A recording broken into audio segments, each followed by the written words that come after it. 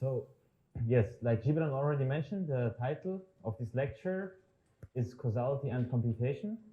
And we'll have 3 sessions, and the 4th one will be exercises and the hands-on calculations. And so, yes, causality and computation. So I will talk about computer science, computation, how fast can we compute what, and in relation to causality, kind of a physics approach. But first, I want to give you some recommendations for literature, which I found really useful in this topic. And one of these books I have actually here. It's called Quantum Computation and Quantum Information by Nielsen and Chuang. And if you want to have a look at it, you can always come to me and I will have it with me. So I write it down, literature.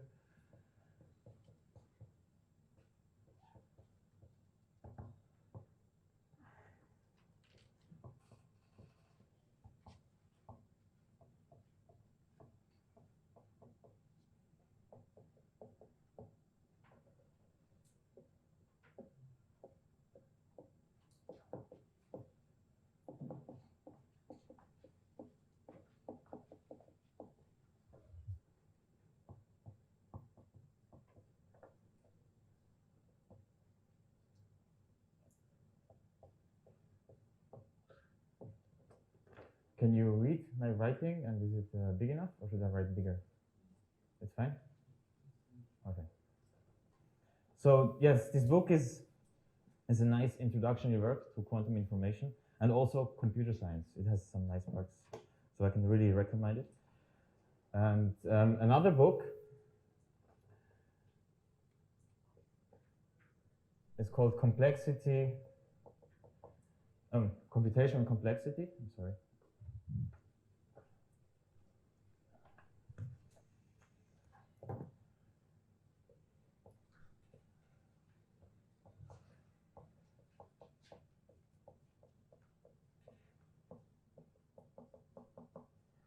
And this one is by Aurora and Barak.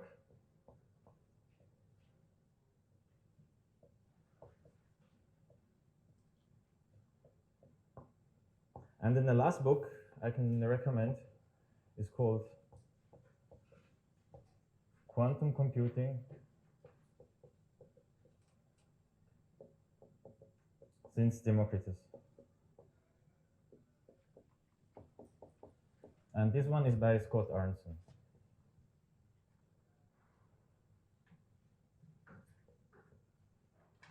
So the second book is a nice introduction to complexity theory and computability theory. And the last one is kind of, is not such a technical book, but it's more written in a very pleasant way. It's easy to read, and it covers many topics that I will talk about today, and also it will connect quantum computation and computational complexity. And this book, I have it with me, but not here now. Maybe if I get time to go back to my room over lunchtime, I will bring it for the afternoon, otherwise tomorrow. But then if you want, you can have a look at it. I would have it here as well. All right, so much for the info, for the literature that I can recommend. And then the content of this talk, I just put it back on this side. So in the first session, or we see how far we go, actually we have to adjust maybe a bit, is classical and quantum computation.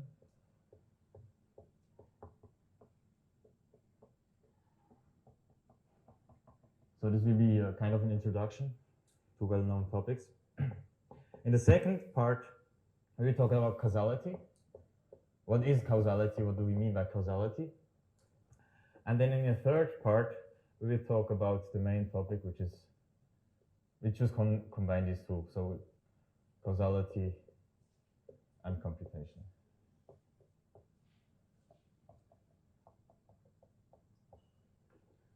So I hope you're happy with this program. And of course, if you have questions at any time, just interrupt me. It would be nice to have a kind of a discussive, not just a front lecture, but if you could also discuss and talk about things during my lecture. All right. Can I erase the list of literature? Do you need that?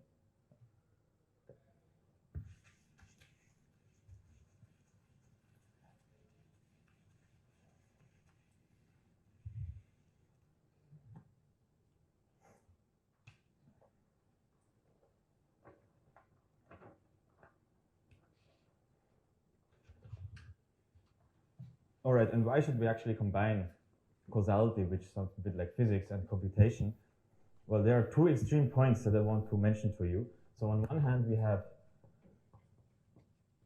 Rolf Landauer, who said in a famous article, information is physical.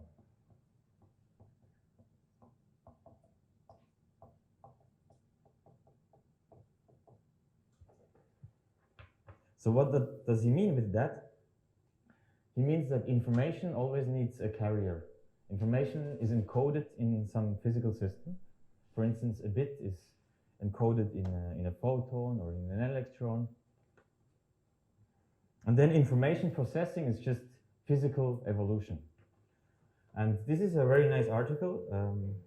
If you want to read it, you can find it in the journal Physics Today.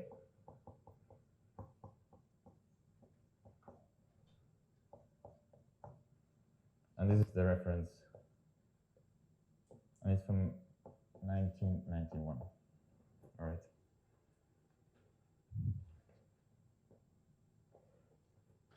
On the other hand, we have another extreme point. So this says information is physical. The other extreme point is by John Wheeler.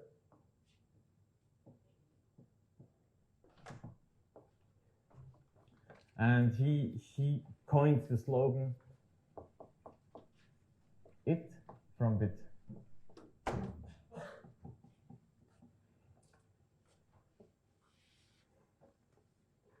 So here he tries to argue that the physics, the system, the physical system, arises from information, from bits.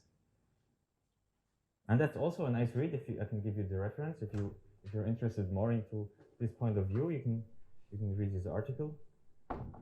It's called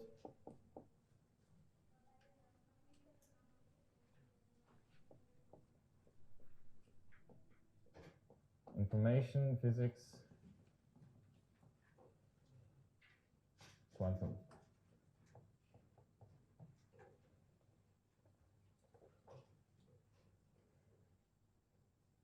And it appeared in the proceedings of the Third International Conference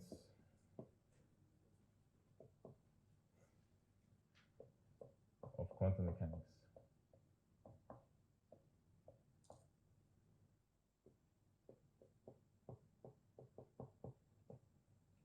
In 1989. And if you want to read it and you have trouble to find this, please let me know. I can give you, send you an email with the PDF. All right, so we have these two kind of extreme points. Information is physical and physics is information, kind of. This is how we could read that.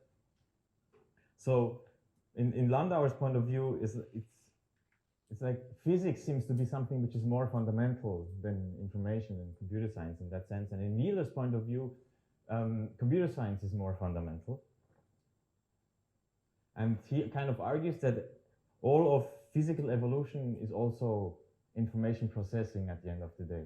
We have some physical system, we have some initial state, and then we have physical evolution, and we have a final state. And this can also be understood as information processing. But instead of now just sticking to one of these two extreme views, what we do in this lecture, and that's why we kind of can combine something of physics and computation, is to combine these two. So we will kind of jump between these two extreme points of view.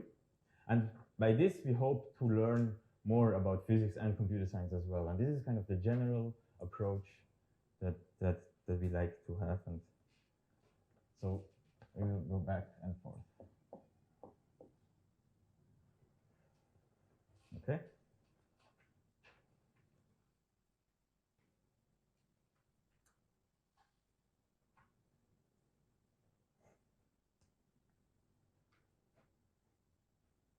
Questions so far to the general approach?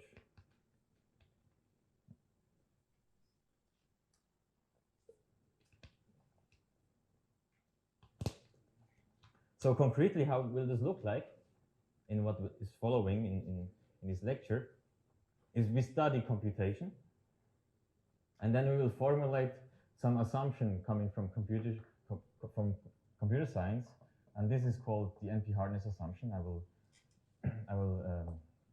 mention that later and tell you what it is.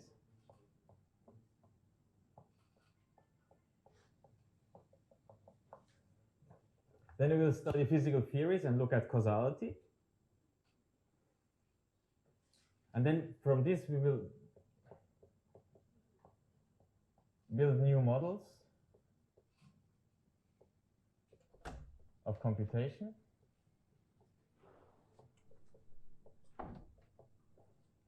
And finally, we will test these models by combining these two, by looking at the NP hardness assumption that we derived from the that we came up from the beginning, and the new models, we can test them.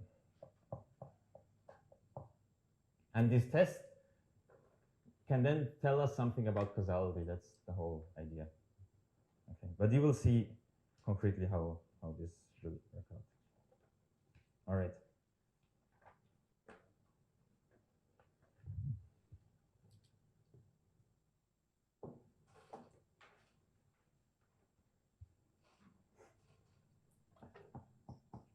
Part 1, and this is the content of the first part. Turing machines. How many of you are familiar with Turing machines? Okay, nice. So I don't need to spend too much time there.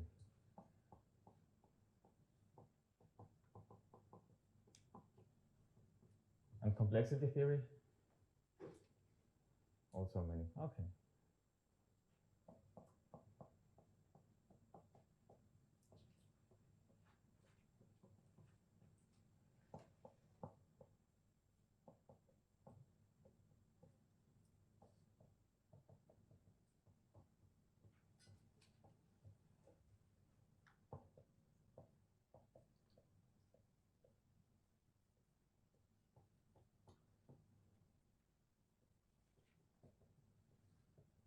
Yeah, so how many are not familiar with Turing machines? Okay, there's not familiar. Yeah, okay, good. So yeah, if sometimes it's a bit difficult in how fast I can go in a lecture. So if I'm going too fast, if for anyone it's going too fast, please interrupt me. If it's going too slow, make me a sign or for me to speed up. So yeah, this is the basic now what we will do today, and maybe more if we go through it in the afternoon. So Turing machines, complexity theory, quantum computing, quantum complexity classes, and then finally the NP hardness assumption. All right.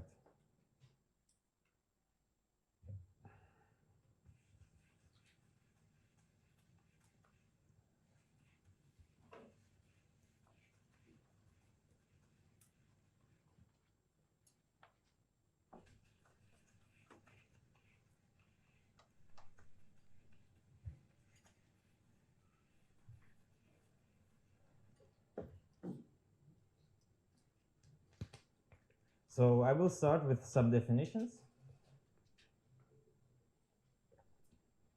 of mathematical nature, and so that we can have a base of the language that we will use in this lecture. So I will now define alphabets, words, and languages, and we need to talk about information processing, algorithms, and then Turing machines as well. So, definition, alphabet.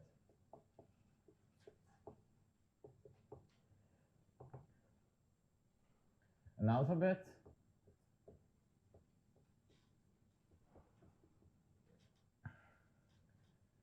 is a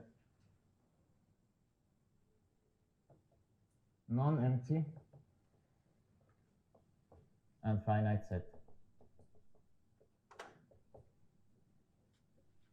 And we often use the symbol sigma to denote this set. It's not empty and it's finite. Example, we have different colors.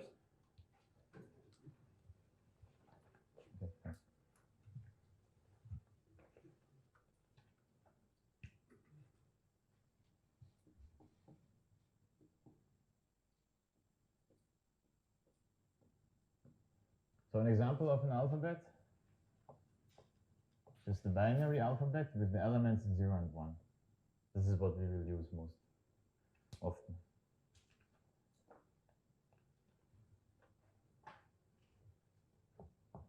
All right, second definition, a word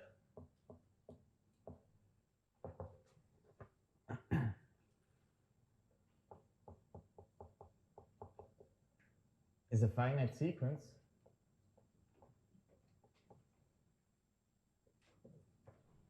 of elements from an alphabet.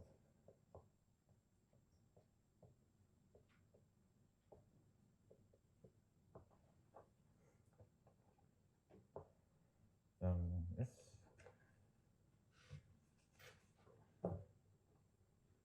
So an example.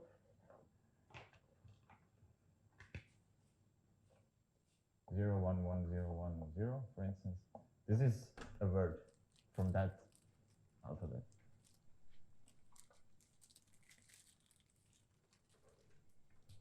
So this string is an element in the, I use here the clean star. So here the alphabet, sigma is this alphabet, sigma b, with elements 0 and 1.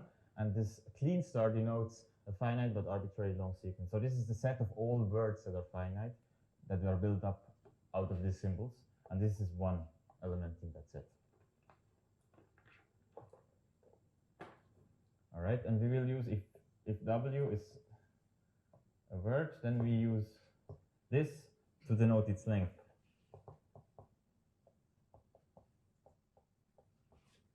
So this is how many elements of the alphabet are used to construct W. And finally, definition for language.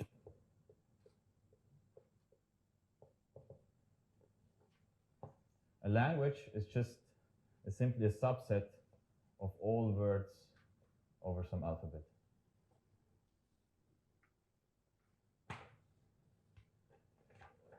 Example, the empty language, just the empty set. So it can also be empty.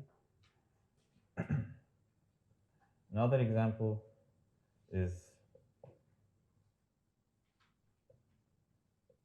just all, if you use this alphabet, just all words of length 2. So 0, 0, 0, 1, 1, 0, 1, 1. All right.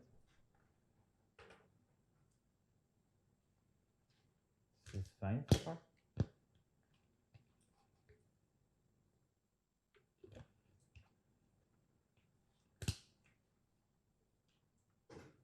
All right, what is an algorithm?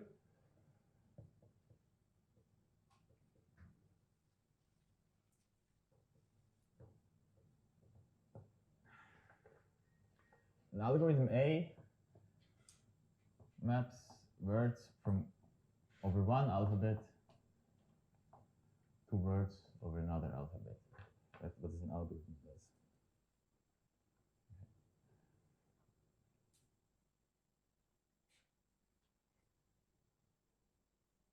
Now we look at, so we have different types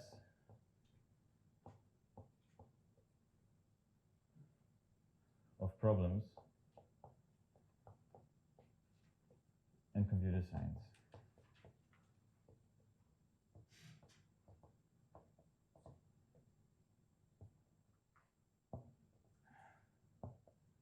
So one type of problem is decision problems.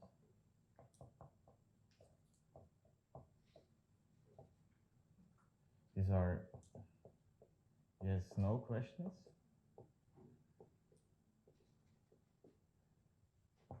Then we have search problems. So you will hear more about decision problems, so I will not right now explain this more in detail, but search problems are, we have a problem and we want to find a solution to this problem. And there are many, many more types of problems. For instance, there's counting problems. If you have a problem, you want to know how many solutions exist and so on.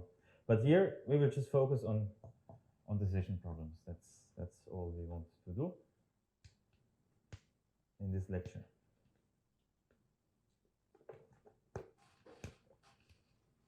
All right.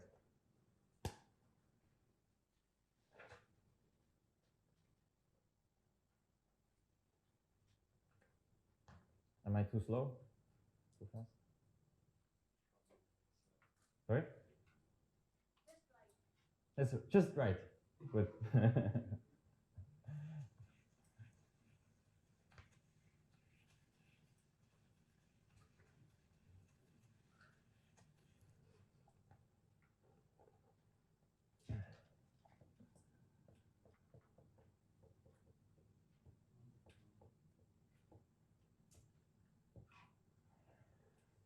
All right, decision problems, like I just said, these are questions.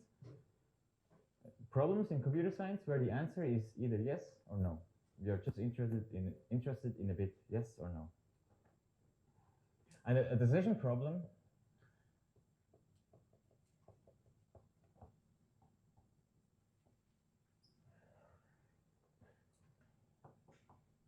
is a tuple of an alphabet and a language. So this is an alphabet. It's a non-empty and finite set, and language, this is a subset of all words over this alphabet. And for a word,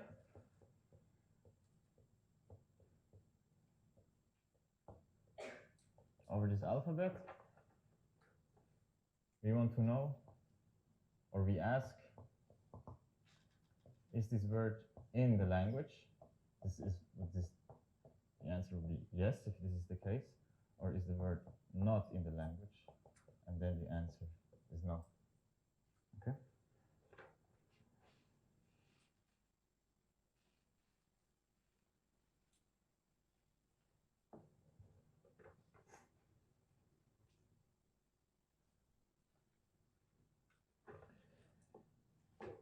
We say an algorithm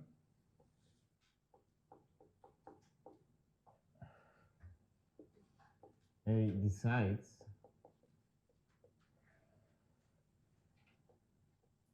this decision problem, or the language L, if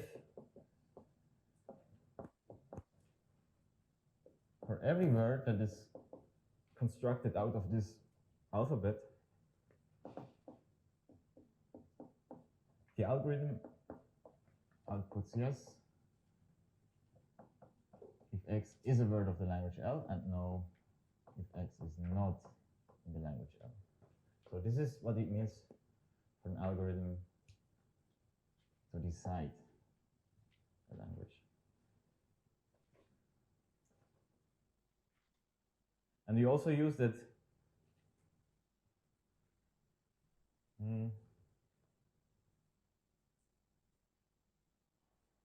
yeah, just maybe if you want to look up more on this. If an algorithm A exists,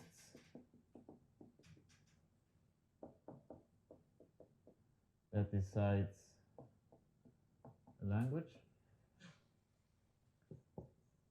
then we call the language recursive. But just as a side note. So let us look now at some examples of decision problems.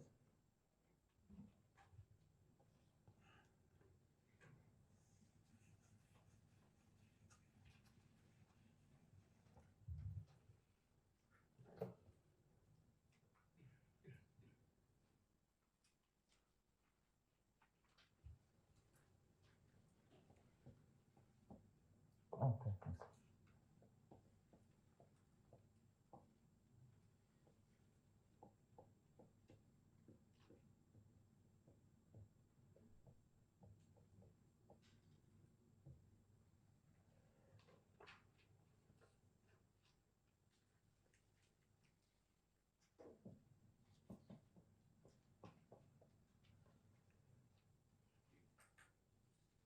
Let the alphabet be the finite non-empty set with elements 0 and 1. And the language is the set of all words over this alphabet, such that if you interpret the bit string given by the word, so I just write number of x, such that the number is prime. So this set contains all bit strings that if you read the bit string as a number, it's a prime number. Okay, so this is and now if I give you a bit string, I can ask you, is this in this set? If yes, then it's a prime number. If no, it's not a prime number. This is a simple example for a decision problem. All right.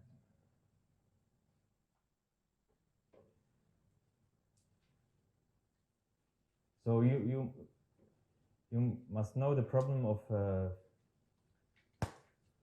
factoring numbers. So if you have a number, and we can write every number as a product of prime numbers. How can I define the set, the language, or the decision problem to find prime factors of a number? You have an idea? Like a decision problem that would help me finding if I could solve the decision problem, then I would be able to find the prime factors of a number. Sorry? Division? How? So a language. I want to define a decision problem. So I define a language that when I can decide that language, I want to be able to find the factors of that number. If they are divided by themselves, then that would be equal to 0. The modulus is equal to 0. Like S2 divided by 2. Sorry. So I thought in the mathematical. Yeah. Yeah, so 5 is a prime number. And 5 is the only prime factor.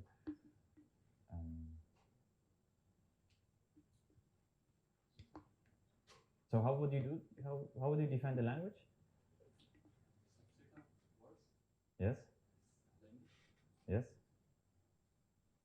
And that maybe any words that are divided by themselves and equal to 1, or this could be possible. Okay. Yes. So the language is the set of all words that if you divide them. No, but every number divided by itself is 1. So this is the set of every. Okay. In other words, we can say a number if divided by themselves. Oh, can be only divided by itself and 1. Yes. Yes. Only 2. But then you know whether it's prime or not prime. If you decide this, so the language that you proposed is the set of all numbers that have the only divisors are 1 or this number itself. Exactly. This is the set of prime numbers. But if I can solve this problem, this does not mean that I can find the factors. Can you find a different decision problem that would help me actually to find the prime factors? By just knowing whether a number is prime or not, I cannot. 572 is of course not prime. 573, is it prime or not? If it's not prime, then how can you find the factors? We will divide all the numbers from 1 to 5. Yes. Okay. So one way to do it, let's say, take the same alphabet. So I will now show you a decision problem for factoring that will help you if you can decide that language. It will help you to find the factors.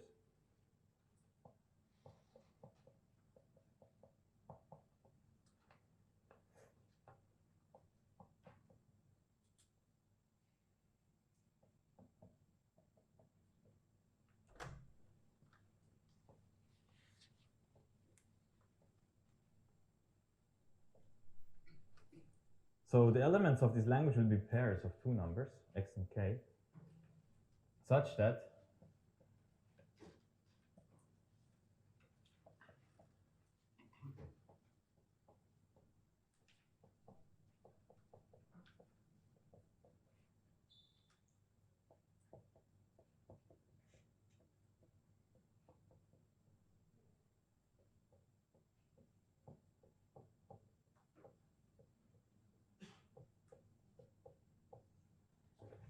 so this is a pair, a tuple of 2 numbers, such that x has a non-trivial factor smaller or equal to k. So if I'm interested in factoring some number a, I can, if I have an algorithm that decides this language, I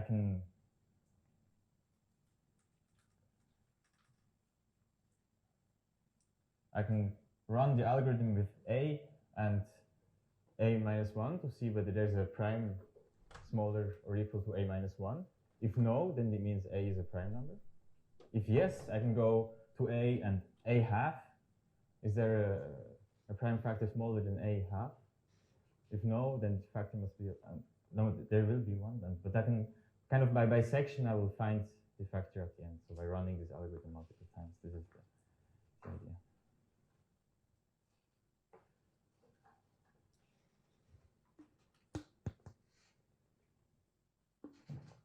All right.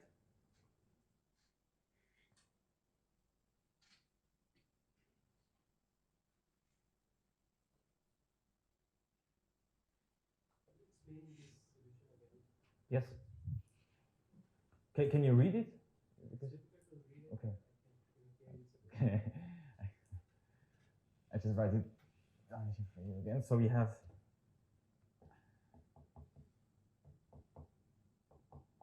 the language is a set of all tuples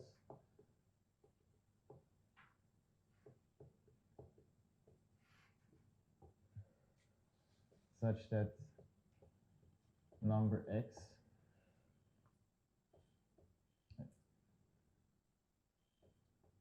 has a non-trivial. By non-trivial, I mean not itself or 1.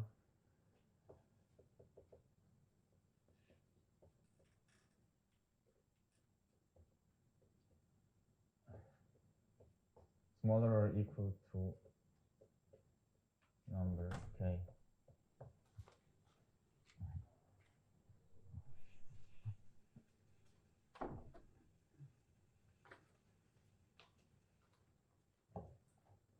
So let's say you have some number a, and you want to find the prime factors of this number.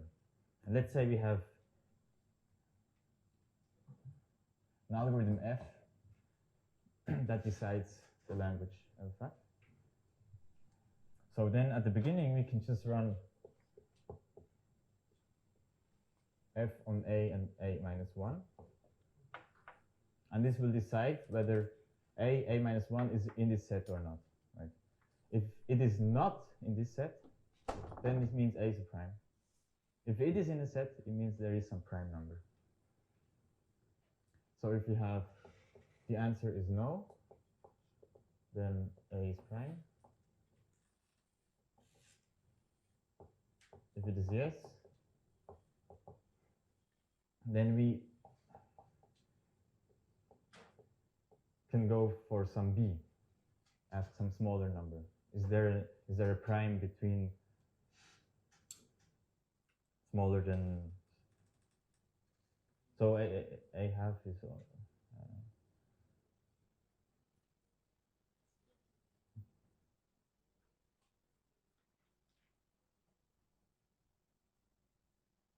yeah, it's kind of this bisection idea, but you don't have to go to a half, but you can go lower.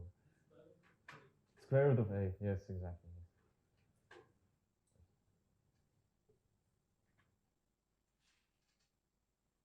And so on, until we find the prime number, and then we divide a by this number, and do the same thing to find all the prime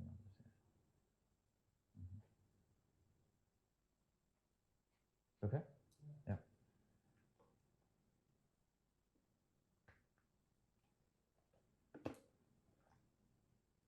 Good.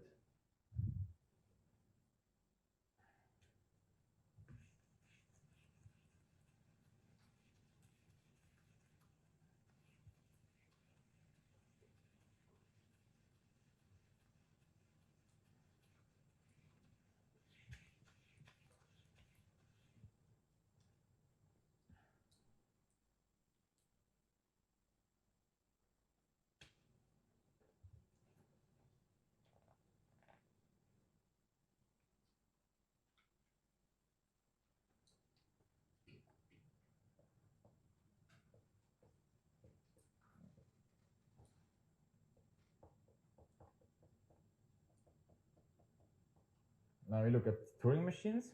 So the idea, so this was Alan Turing who came up with the model of Turing machines. And the idea is to have a mathematical model that mimics a mathematician. To have like a device that does the same thing as a mathematician. And so what does a mathematician do? Well, the mathematician has a set of rules, how to do the calculations, and a lot of paper to do the calculations. And this is basically the Turing machine. And this is the model, is one model of computation. And we will use, model is used to define the complexity classes. And why is this model so often used? Because it's very simple. That's one reason. And also it's very robust against modifications of the definition. So how does a Turing machine work? First, it reads a symbol.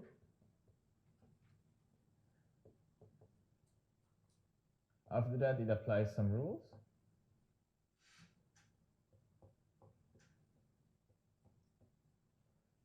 It's like a mathematician, right? You do some calculations, you see an expression, and then you apply some rules. After that, write a symbol, and then move on, or stay, and then start from 1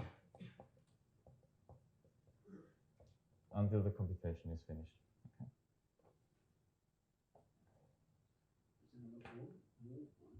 Move on or stay. Like you do some calculations, and then maybe you need to stay there, or you can move on. But you will see formally how this is captured.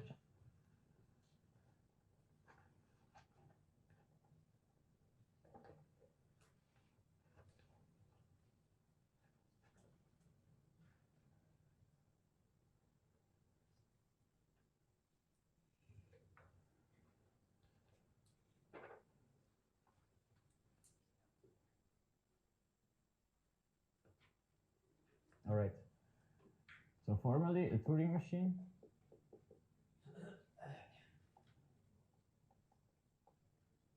we use just TM as a shortcut. Turing machine M is a tuple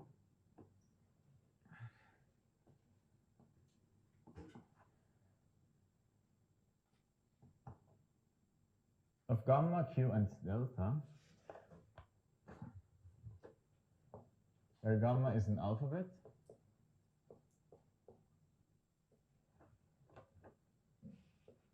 Q is a finite set of states, and in particular, we will have Q start and Q halt as these states, but there might be more. And delta is called the transition function.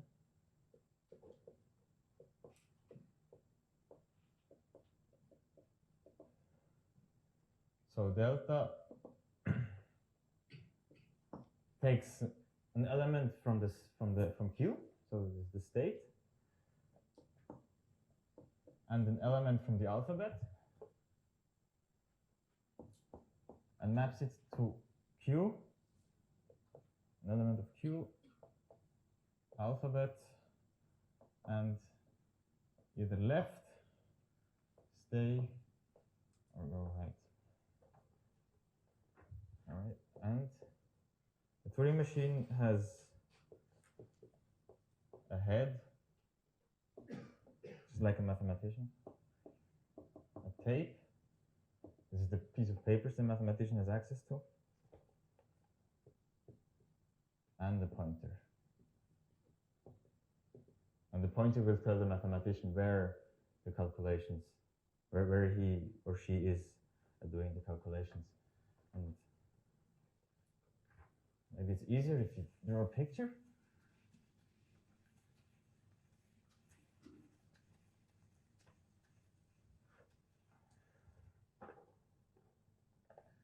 So this is the head. And in the head we have the state. So an element from Q. And then we have a tape.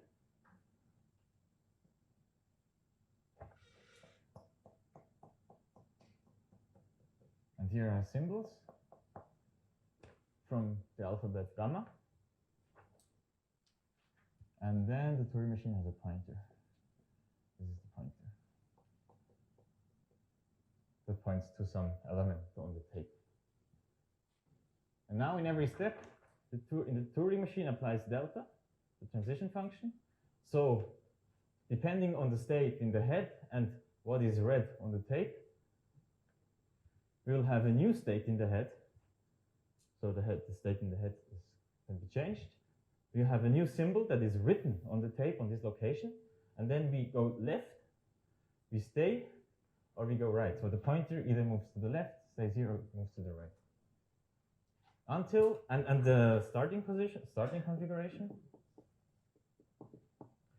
is the Turing machine starts in the state Q start. And we can say, okay, in the starting position, the pointer goes to the, we can assume that the tape is infinite. It has to be infinite, but we can assume that it's infinite only in one direction, and we can just start here.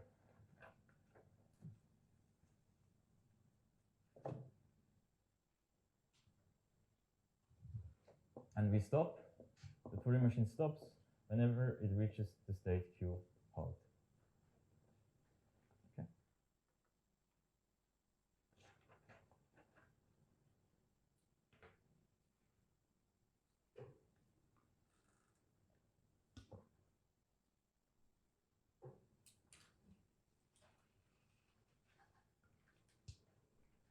Is that fine?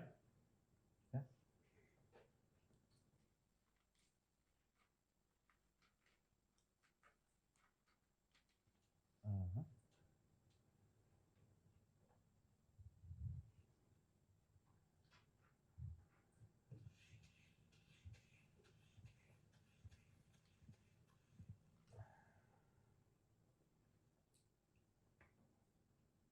So you see, it's very simple, and this is how actually all of complexity theory is then built up on that.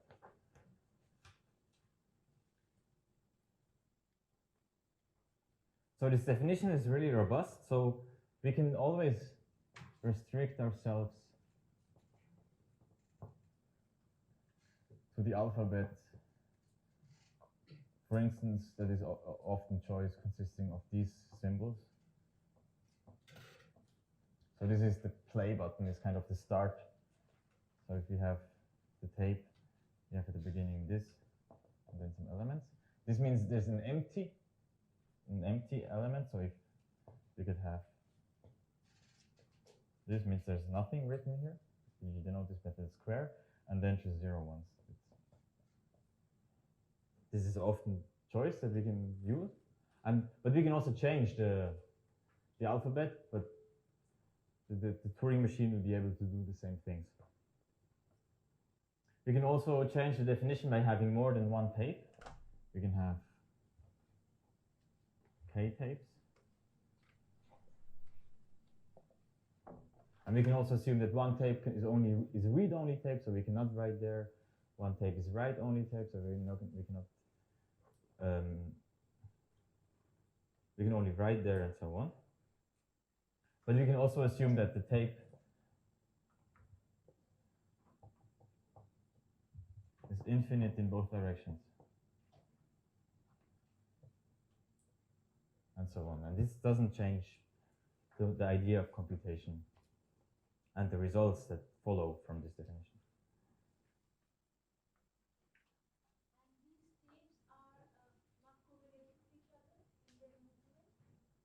If you have multiple tapes, then the transition function takes, let's say you have K tapes, then you will read, the transition function will depending on the current state and the symbols on all K tapes, you will write new symbols. Let's say it's all read-write tapes. You will write new symbols on every tape, and you move left, stay, or move right. But on the tapes you can move differently. On every tape you can move differently.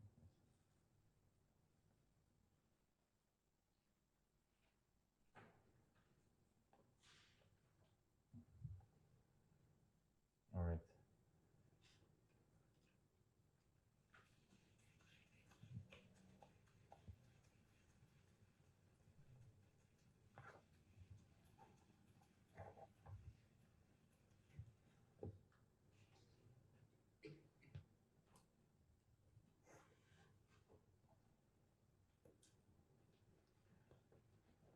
But now actually you see, if you look at the transition function, the transition function contains all information about the Turing machine.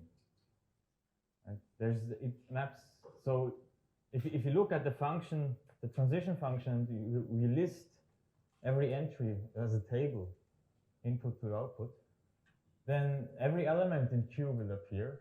So we, just by looking at the transition functions, we know the set of states Q. We will also, by just looking at the transition function, we know the alphabet gamma.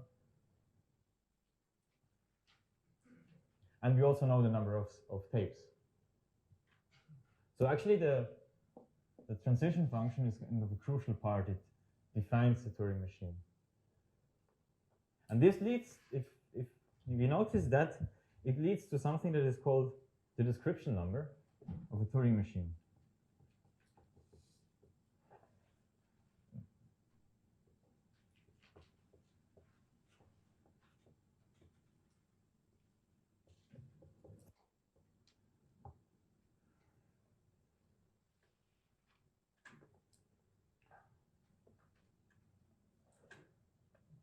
So what we do is, so we call alpha the description of a Turing machine with transition function delta. So what we do is we just look at the transition function. We can write it in binary, just in bits, and then interpret these bits as a number, as a natural number. And this will give us a number alpha, which is the description number. It's called the description number of a Turing machine. So every Turing machine can be associated to a natural number. And this is very crucial for computer science. It was one of the most important steps. Why? Because it allows us to do universal computation, to have devices that we can program, like today's computers. We can put new program on it. And this is kind of, the idea comes from having a number for every Turing machine. Yes? Can you explain in what way you give a binary description of delta? Yes?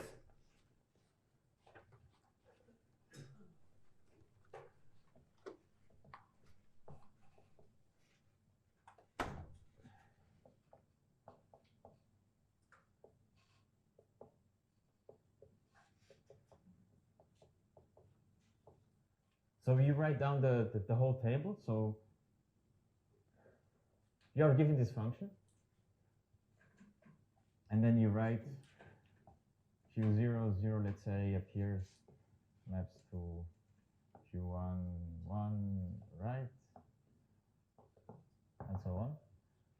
And you encode now every state that appears with a unique bit string. You kind of count them, you just give it a number. And the same for the words that appear. And left, right, or stay, you use 2 bits for that, and you just write it down. Does the sequence Yes. Input and output? Yes, yes. And then you will need to kind of make, to make it uniquely decodable, this sequence, right? So you need, you can have special sequences to separate 2 entries in the table, and so on.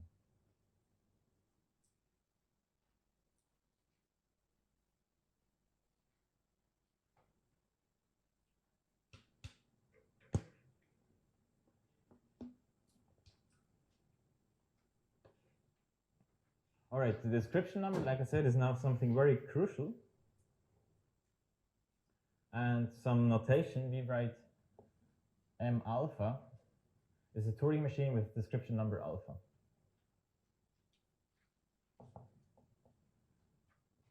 Turing machine that has description number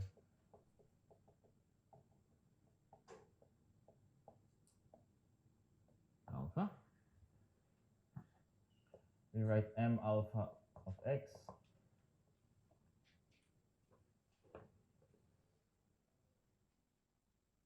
is the output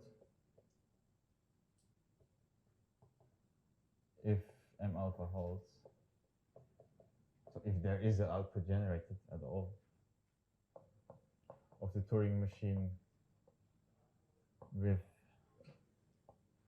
description number alpha on input x.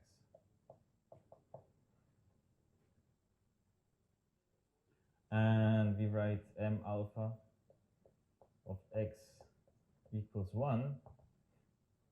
This means m alpha accepts, that's just a different way to say this, accepts x. And this means that m alpha holds on input x in finite time.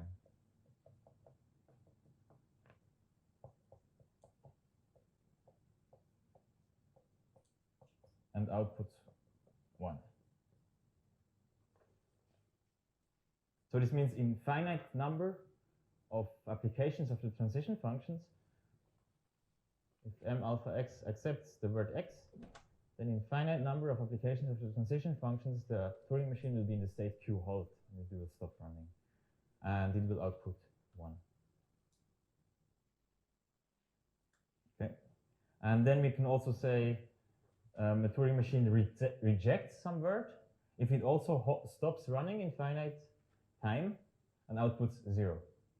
So we have accept and reject, the two. All right, and now there's a theorem that is, so that's why description numbers are so important. They led to this following theorem, that there exists a Turing machine U such that for all alpha and x,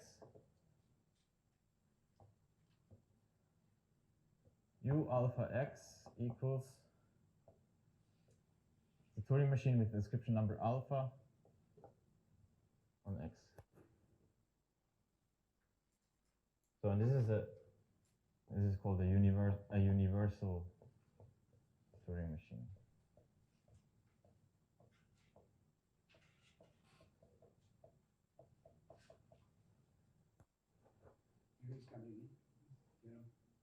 The theorem, what it says, so there exists a Turing machine, I call it U, because we will give it the name universal, such that for all alpha and x, where alpha is a description number, so the description number uniquely defines a Turing machine, and x is just a word, such that if you run this Turing machine and give it two inputs, alpha, the description number, and x, the word, it outputs the same thing or behaves in the same way like Turing machine with description number alpha on input x.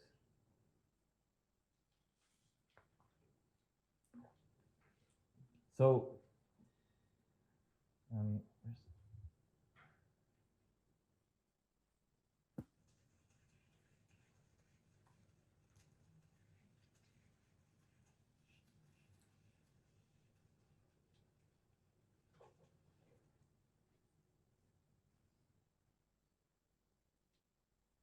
so for instance, we can have a Turing machine M that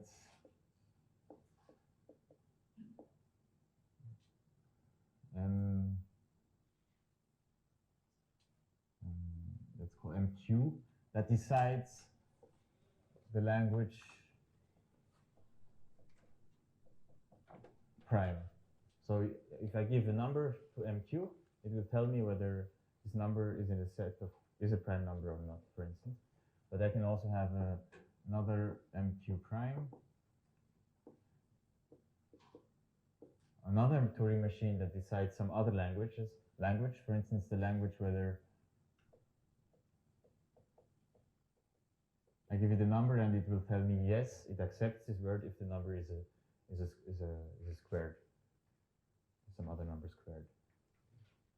But these are different Turing machines, but they have different description numbers.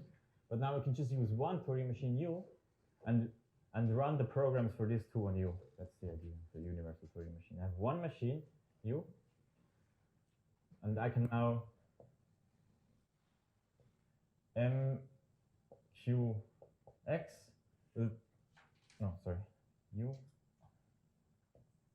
UQX behaves now in the same way as this Turing machine, so it will decide whether X is prime or not. But I can use the same machine, MQ prime X, and this will tell me whether X is a squared number or not. So I use the same machine, but I can program it.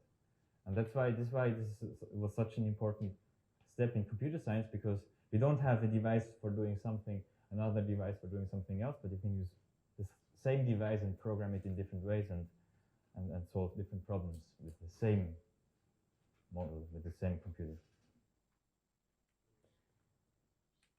So this was something very important in the history of computer science.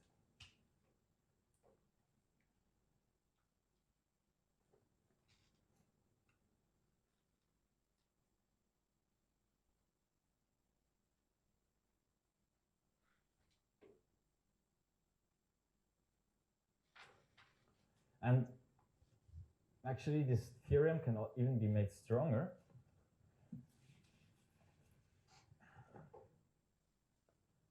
Namely, we can extend it by saying that if M alpha on X halts in time t,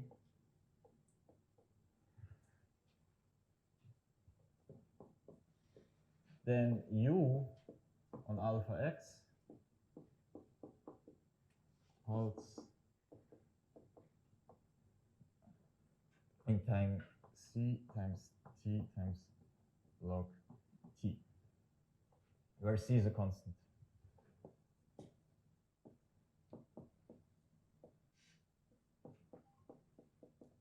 By this I mean it does not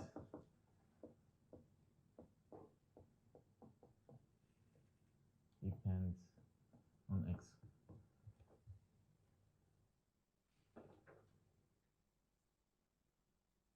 So we don't, what this extension of the theorem says is that the universal Turing machine does not need much more longer than the original Turing machine.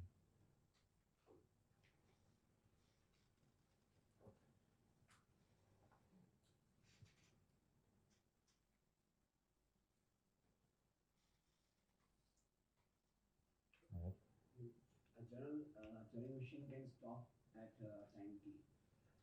Yes, on input X. Okay, right. Depends on the input. A universal machine will halt at And constant time. No, in the universal Turing, so this is the Turing machine with the description number alpha on input X, it halts in time t. Now we use the universal Turing machine and give it the description number alpha and X, so it does the same thing, it computes the same thing, besides the same language. This one will halt in time constant times t times log t. So it's like t times logarithm of t. So it takes a bit longer, but not, I mean, this is not too long. Yeah, if this halts in finite time, then this also halts in finite time. But what is crucial here is not in exponential time, for instance.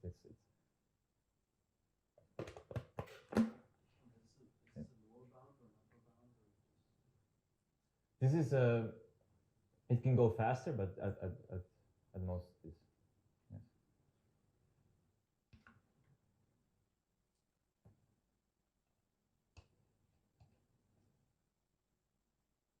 Actually, you can show that's equal, I think, to that. Yes.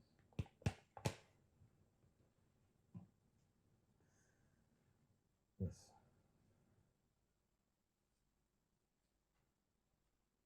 We could do this in the fourth session. Prove maybe this, or just give a sketch, an idea how to prove this theorem. That would be nice if you're interested.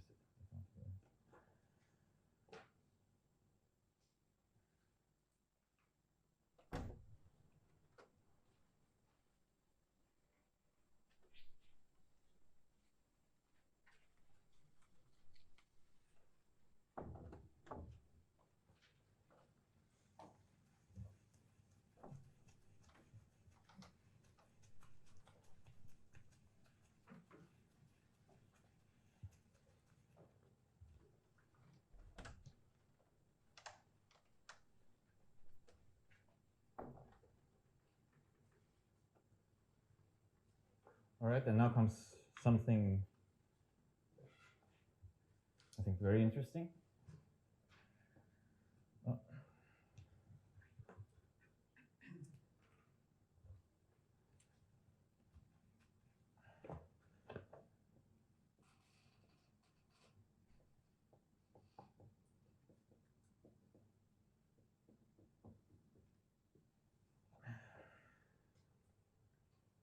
So there exists a language or a decision problem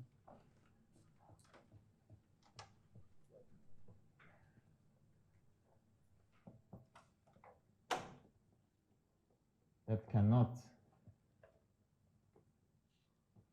be decided by any Turing machine.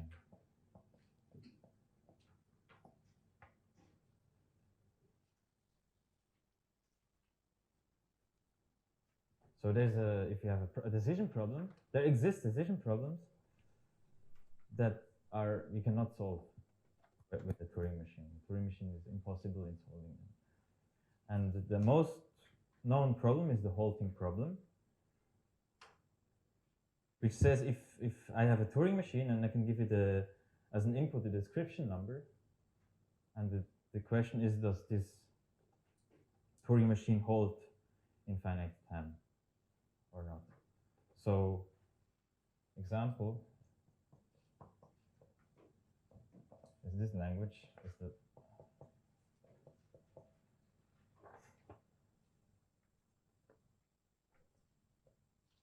It's a set of words where the word is a tuple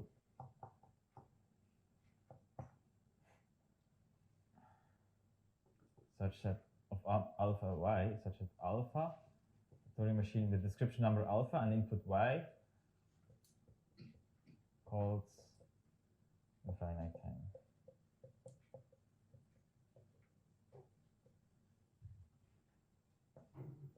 This language cannot be decided. No Turing machine exists that can decide this language. But before, actually, I'm not going to show that, but we can do this in the fourth session.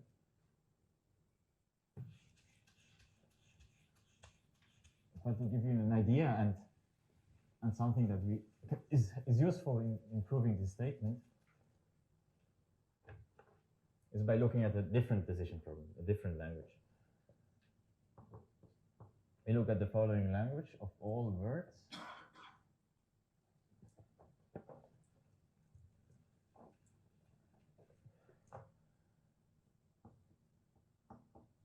Out of the alphabet 0, 1, such that the Turing machine with description number x, same x as here, on input, its own description number is 1. Outputs 1. So this means it holds in finite time and outputs 1. So we look at all description numbers that if we use this Turing machine with that description number and we give as input the description number of the Turing machine itself, it will hold in finite time and output 1. Now we look at the complement of L. So this is the complement is just a set of all words minus the elements in L. And this cannot be decided by any Turing machine.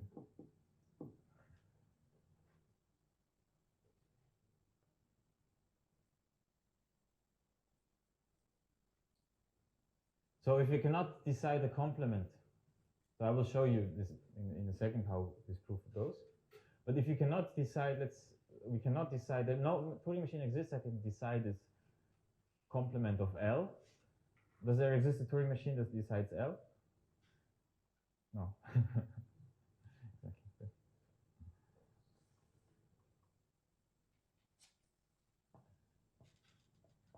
Proof.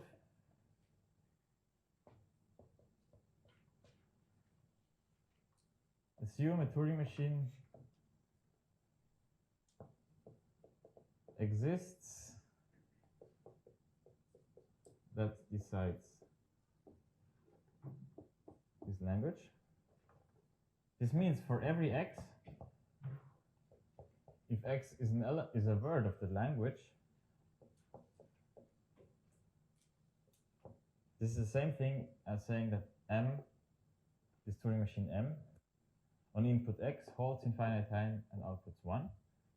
If x is not a word of the language, then this Turing machine holds infinite time and outputs 0. Okay. So assume such a machine exists. Well, this machine has a description number. So let alpha be the description number.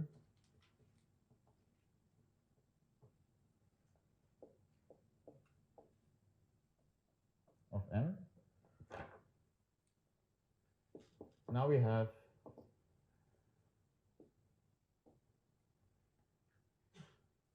if we feed this machine its own description number, and if this holds infinite time and outputs 1,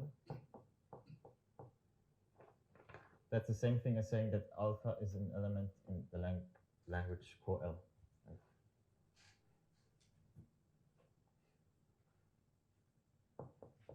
That's equivalent to saying that alpha is not in L, because it's a complement.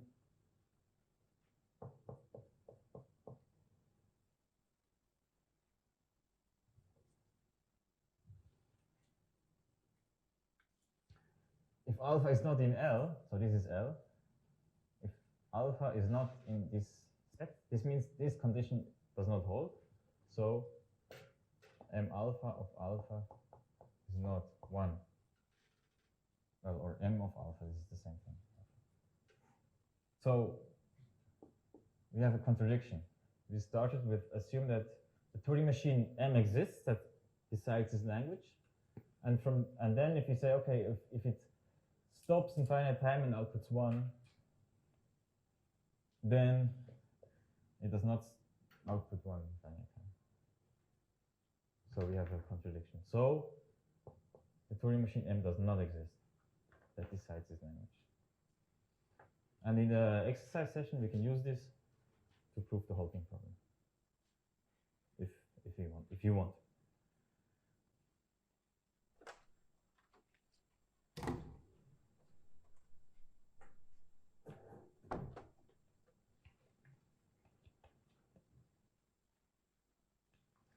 Okay.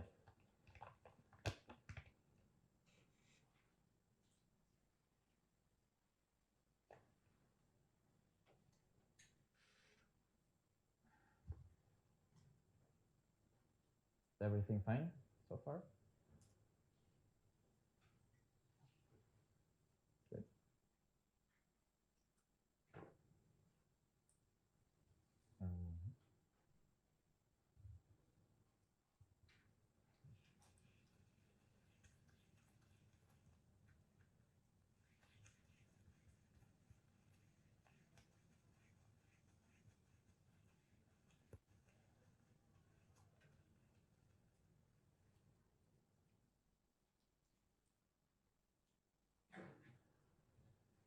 Now we use the concepts introduced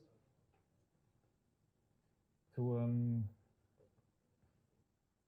define some complexity classes, because we will need them, these complexity classes, to then, after we talk about causality, we will talk about some alternative models of computation, and we will test them. We will ask how fast can these models of computation, which problems can they solve efficiently? And this will give us a test on how we can change the notion of causality. So that's why we just define some complexity classes. So this is computational complexity theory.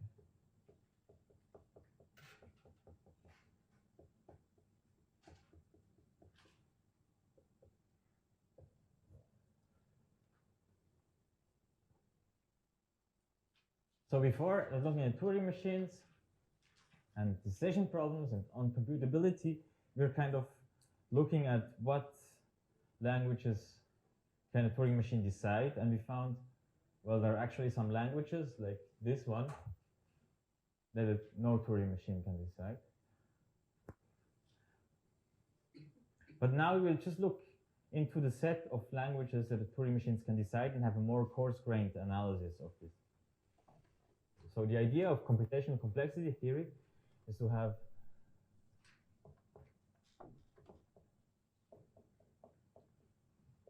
a fine-grained, not coarse-grained, a fine-grained analysis of all recursive languages. Remember, a language is recursive if it can be decided.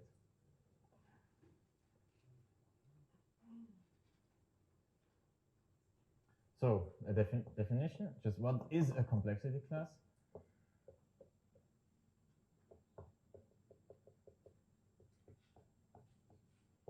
A complexity class is a set of languages. That's very high level. It's just a set of decision problems.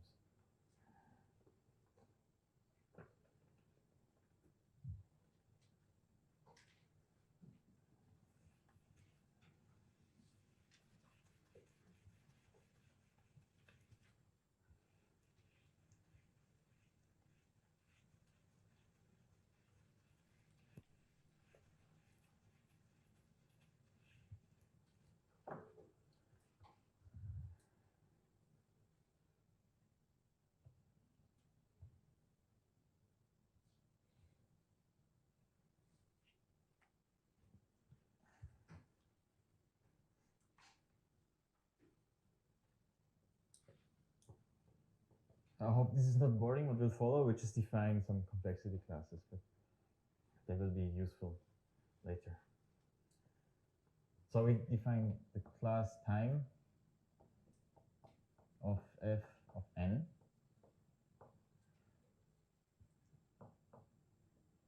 This is the set of all languages L, such that there exists a Turing machine M that decides L in time, a constant times f of n. And n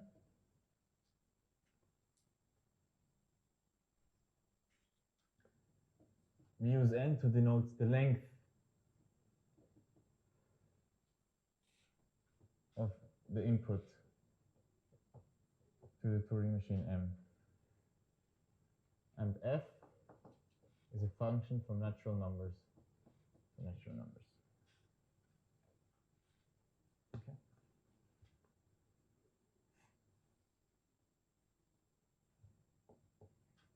And in a similar spirit, we can define space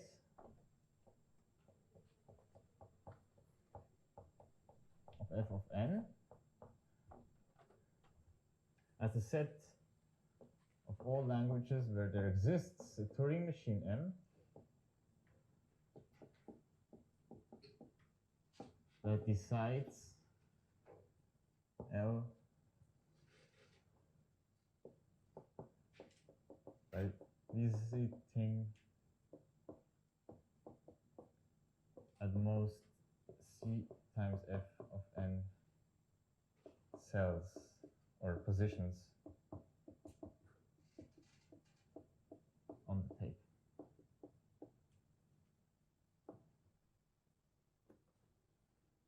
Okay.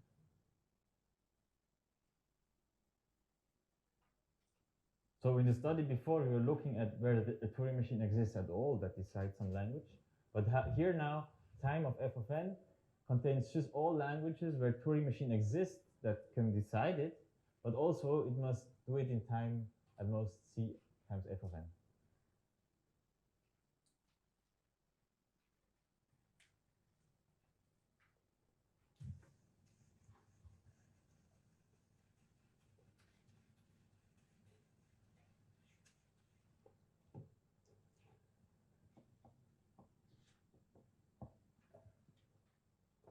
All right, now we define the most common class,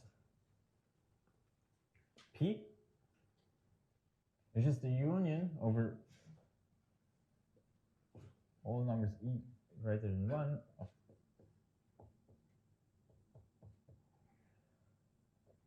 time n to the e.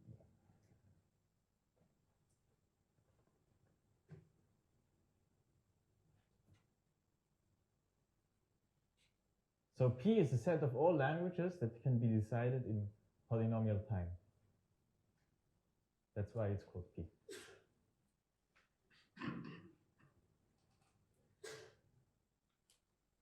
And this is, intuitively, this is the set of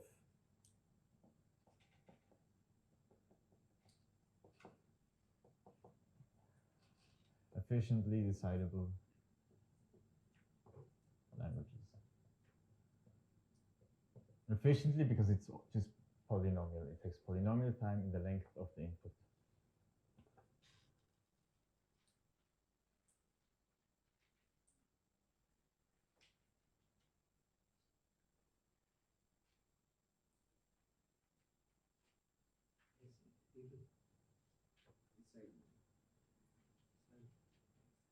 Yes, efficiently decidable languages.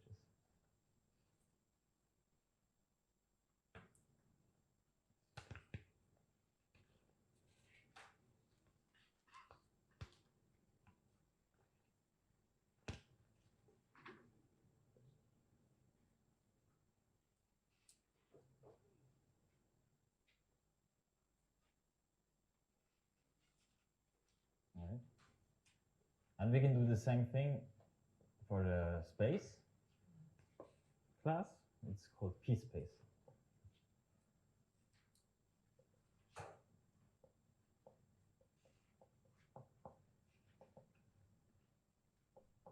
Just the union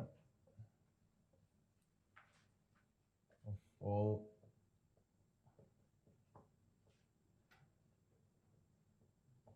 languages that can be decided in polynomial space instead of time.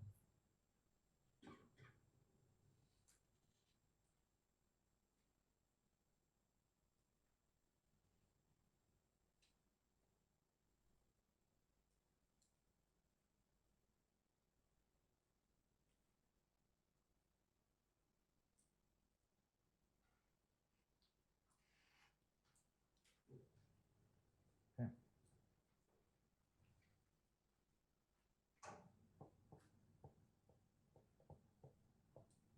And now we define NP. Or maybe this is such an important class, I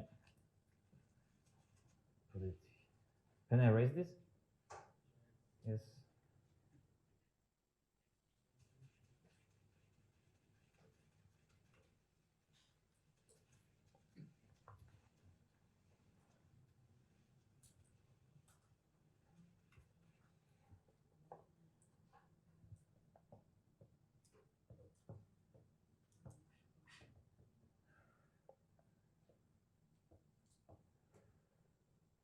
Set of languages such that there exists a polynomial P.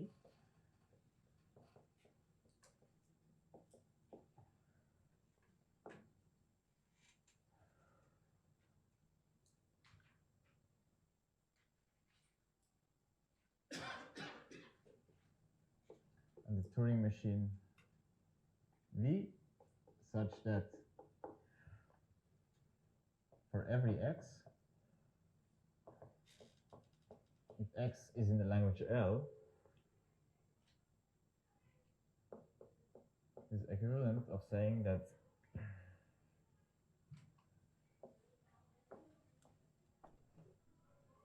there exists a word W where the length of this word is upper bounded by the polynomial on the size of the input, where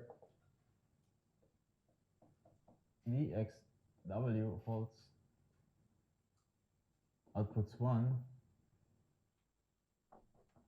in time polynomial in x, in the length of x. So what does it it say? So this class NP consists of all languages where there exists a Turing machine V. It's often called a verifier, such that if X is in L, so if I have a word of that language, this means there exists a W, which is called a witness, which is short, so it's shorter than a polynomial of the length of the input, such that the verifier can take the instance X and the witness and output 1. So intuitively, this means that a language is in NP if and only if it can be, if we know the solution and the solution is short, then we can verify the solution. This is what this complexity class captures. And NP comes from, just historic remark, it means non-deterministic polynomial.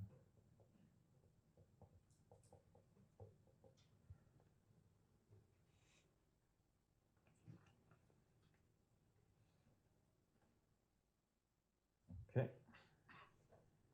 So please bear with me, I have 2 more complexity classes.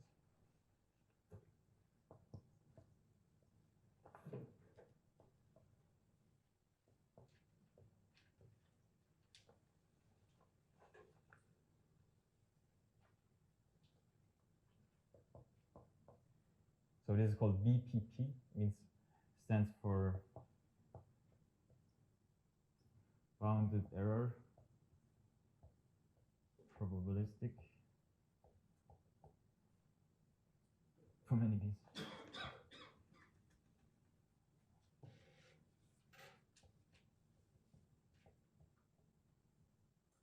Polynomial time.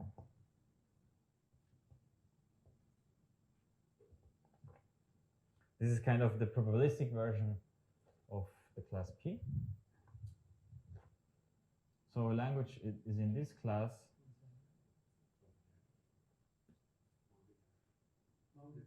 Bounded error. Yes, probabilistic polynomial time.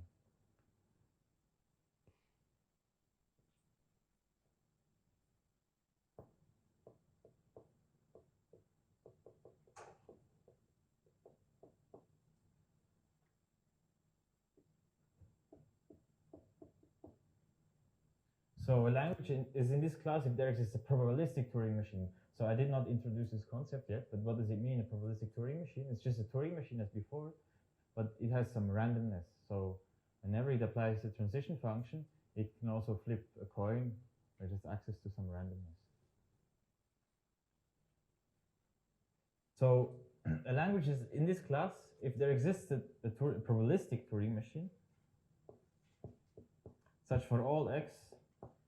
If x is a language of that word, then this implies that the probability of the Turing machine outputting 1 in polynomial time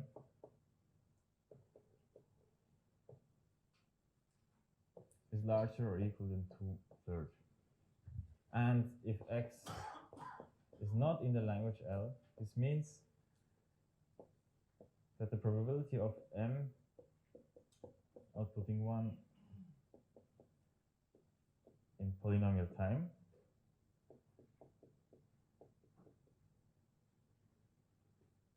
is smaller or equal than 1/3.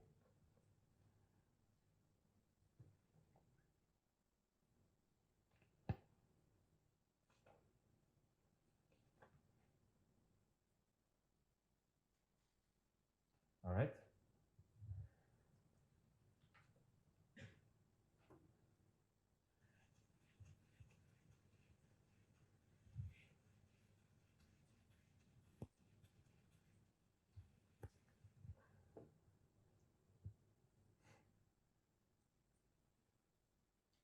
So this class is called bounded error probabilistic polynomial time. Why polynomial time? We just ask that the machine runs in polynomial time in the length of the input, as usual in the other classes. And bounded error means that we have actually a gap So this is a probabilistic statement because we have probabilistic Turing machines, so it can fail sometimes and sometimes it can succeed. But if X is in the language, then it will succeed in at least two-thirds of the cases. And so we can just, by repeating this, we can boost this probability up as close to 1 as we want. And this is down to 0 as close as we want. But this is crucial to have a gap. Actually, the number here, 2/3 and 1/3, are not important. These are just choices. But the importance is here to have a gap between these two numbers. A clear gap. The first one should be greater than half. Yes, greater than half. If it's just 1/2, then yes. And it's kind of a constant greater than half. Yes. And this brings us to the other class, which is assumed to be much more powerful. It's called PP, probabilistic polynomial time.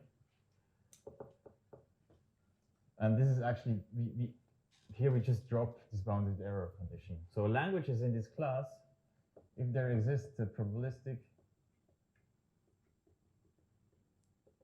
Turing machine M,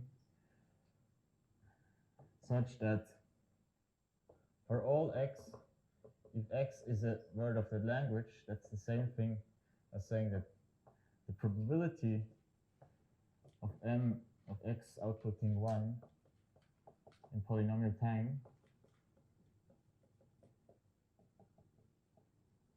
that this probability is greater than or equal to 1/2.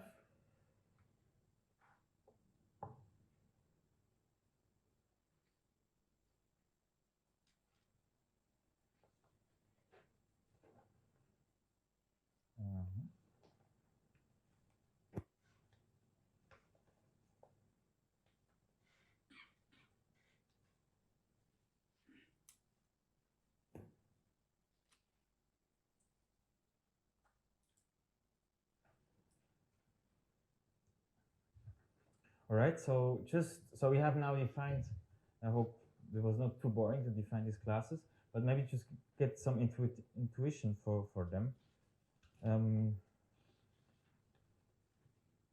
NP, what is the most known problem in NP?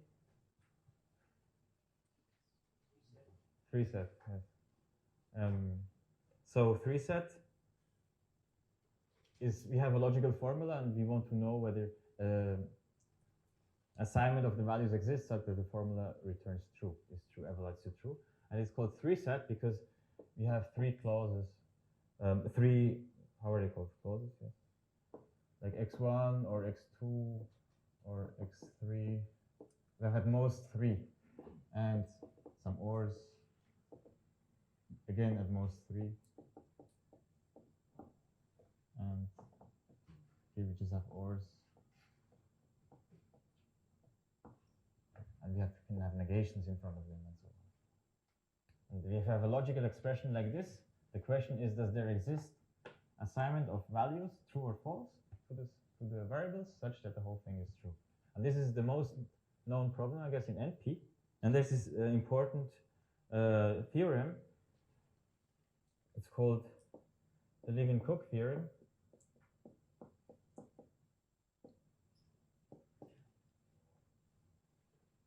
Which says that if you have a machine that can decide this problem, 3-set, then we can decide efficiently, then we can efficiently also decide every language in the class NP. So this problem is the hardest problem, is the hardest problem in NP. If we can decide this, we can also decide any other one in the same class. And with this, I just, if I may, just briefly now show some the inclusion relations among the classes that we defined. So what do we have?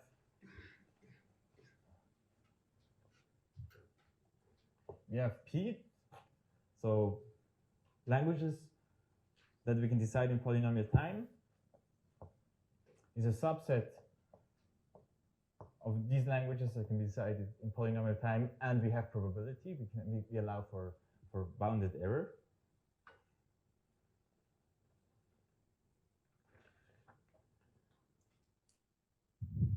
We have also that P is in NP.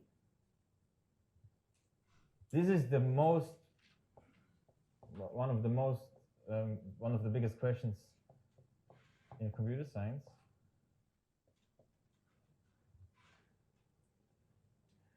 And then we have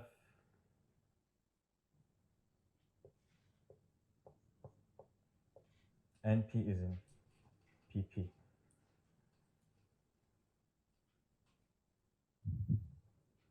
And also this.